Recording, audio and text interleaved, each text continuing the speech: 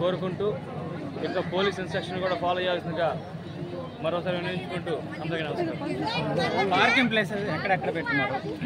Parking place వచ్చే భక్తులకి parking భక్తుల యొక్క వస్తువులు కానీ అవి వాళ్ళు ఎలా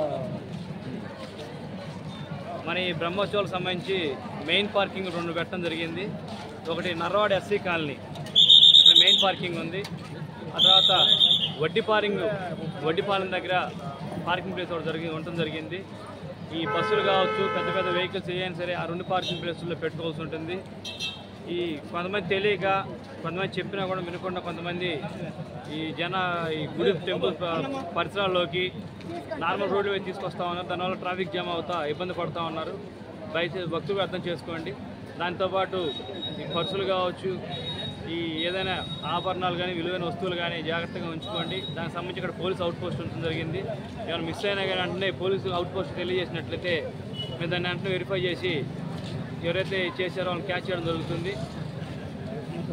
ఈ చిన్నపిల్లలు కావచ్చు, వాళ్ళందరూ కూడా కొంత తల్లిదండ్రులు వాళ్ళ దగ్గర నుండి చేతులు పట్టుకుని తీసుకోవడానికి మంచిది. ఎందుకంటే క్రౌడ్ పెరుగుతూ ఉంది.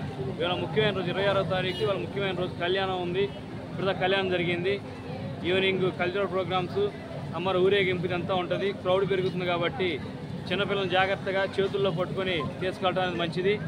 సో దాన్ని పోలీసుల ఇన్స్ట్రక్షన్ అనుసరించి అందరూ ఫాలోగా కోరుతున్నాం.